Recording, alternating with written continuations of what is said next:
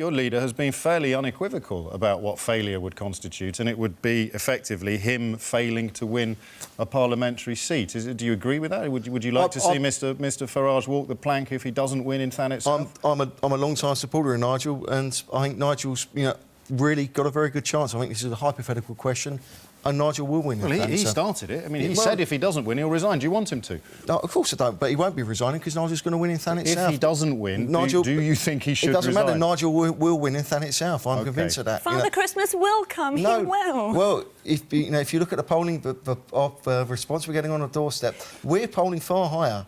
Than the opinion polls are showing. Please let me finish. Please let me finish. What we're getting on the doorstep is actually people are agreeing with what we're saying because we're discussing the issues, and Nigel is being very honest. There are very few politicians who would give. We just saw this from Natalie. I don't know what success. I don't know what failure is going to be. That's why I'm interested in your response, because he has been very honest. He said, if I don't win, I'll resign, and yet you're refusing to answer the question about whether or not you want him to. Because I believe it's hypothetical. I think Nigel will win. But he's posed that hypothetical, and you're refusing to respond to it while criticising Natalie Bennett for not answering questions. He's refusing to respond to it, because if he does respond to it honestly, then you and all the people in the press watching will accuse him of having made a gaffe. Nobody can ever say anything honest in a political debate. I missed the bit where he asked you to answer. James, I will make a prediction tonight without asking for Peter's permission. I will make a prediction. Just to clarify. And I'll give you a prediction that UKIP scores as many or possibly more votes than Liberal Democrats. The social makeup of London is very different. There are far more people born abroad living in London than any other part of the United Kingdom. But what I think of, we've heard just now talk of Suzanne Evans. What I think we saw of our manifesto launch this week was the vast talent throughout UKIP, and the media have tried. I asked why you're not doing well in London, not what do you think of Suzanne Evans. Well, I gave you the answer. We have an MEP in London. The reason I've said we don't poll so highly in London is because if you look at the figures, more people are born from outside of the United Kingdom who live in London than anywhere else in the United Kingdom. So immigration is very high in London? Yes. What's interesting, James, is I represent the West Midlands, a large region, and I get a lot of engagement, do a lot of work with British ethnic minorities, certainly within Birmingham and Wolverhampton, and the feeling is those communities feel very let down, their youngsters.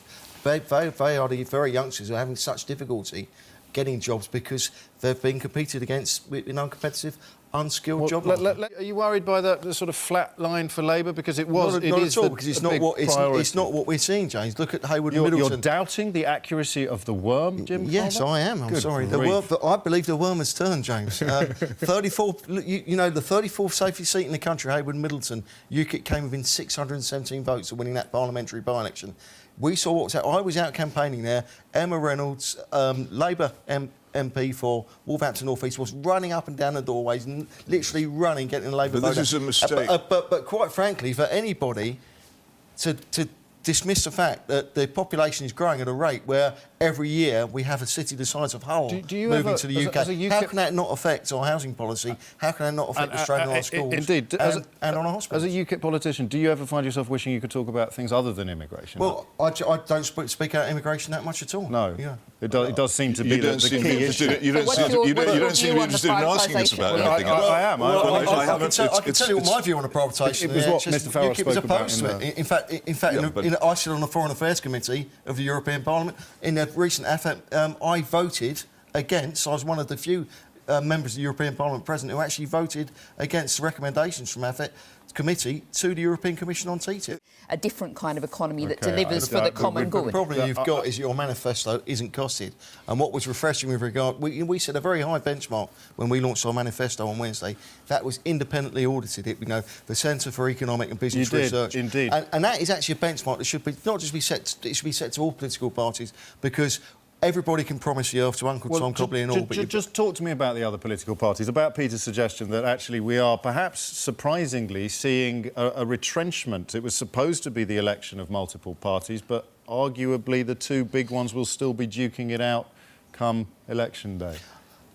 Not so much. I'm not so sure. I mean, certainly from a UKIP perspective, for the first time since 1906, we won a party outside the government or opposition won a But national election. you were expecting... I mean, the earthquake should have been underway by now. The People's Army should have been on the Look, we've won march. 2 by-elections. You know, what happened when Douglas Carswell stepped aside? Look, what we spoke about Hayward and Middleton. You know, we were going to be wiped off the face of the earth after Clacton. Look at Douglas's support. Look what happened in, you know, Mark Reckless in Rochester and Strew. The Prime Minister was going to throw his kitchen sink at it. That is it for tonight. My thanks to all our guests. There'll be more vote worms and more voters next Friday. But until then, good night.